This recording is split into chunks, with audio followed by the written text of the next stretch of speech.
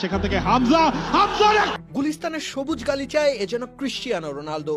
হামজা চৌধুরীর বাইসাইকেল গোল তো গ্যারাথ বেলের ওই বাইসাইকেল থেকেও দৃষ্টিনন্দন, চোখ ধাঁধানো, মন জুড়ানো। আর ওই পানেনকা বুফনকে বোকা বানানো, জিনেদিন জিদানের আত্মা যেন ভর করেছিল বাংলাদেশের হামজা চৌধুরীর উপর।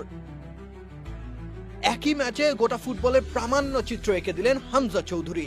এও সম্ভব বাংলাদেশের জার্সিতে এমন বিশ্বমানের নান্দনিক গোল করবেন কেউ একজন। এমন দৃশ্য স্বপ্নেও হয়তো ভাবেনি এই তল্লাটের কেউ। হামজা অধরা স্বপ্নকে বাস্তবের রুড়ো দুনিয়াতে নামিয়ে এনেছেন। বাংলাদেশের পুরো ধূসর ভুবনে তিনি 2 গোলেই ঢেলে দিয়েছেন বর্ণিল আনন্দের হাজার রং। 1-0 গোলে পিছিয়ে পড়ে সাজঘরে গিয়েছিল বাংলাদেশ। হামজার চোখে মুখে তখনও বিরক্তির স্পষ্ট ছাপ। বিশ্বমানের একজন ফুটবলার দলের বেহাল দশায় মুষড়ে পড়বেন, সেটাই তো স্বাভাবিক। কিন্তু বিরতি কাটিয়ে যখন তিনি বেরিয়ে এলেন জাতীয় স্টেডিয়ামের টানেল থেকে, তখন তার চোয়াল জুড়ে সেই চিরচেনা অমায়িক হাসি। সেই হাসি চোখের পলকে পরিণত হলো গোলের আনন্দে।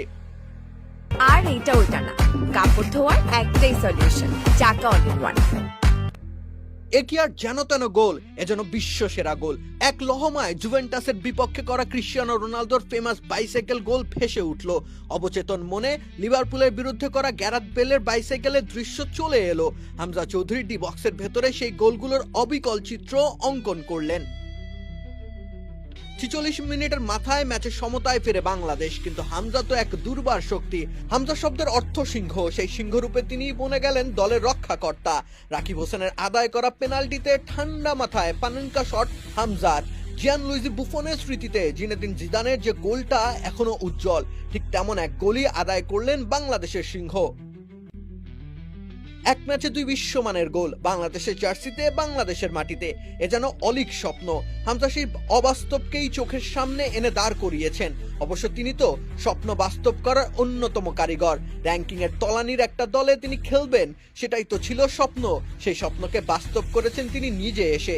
এবার বিশ্বমানের গোলের কল্পনাকেও ধরায় নামিয়ে নিয়ে এলেন। তিনি কতদূর যাবেন এই দলকে নিয়ে সেটা বলা অবশ্য কষ্টকর, তবে স্বপ্নদ্রষ্টা হয়ে তিনি যে আরো বহু কিছুকে বাস্তবসম্মত করবেন সে বার্তা তো তিনি দিয়ে যাচ্ছেন প্রতিনিয়ত।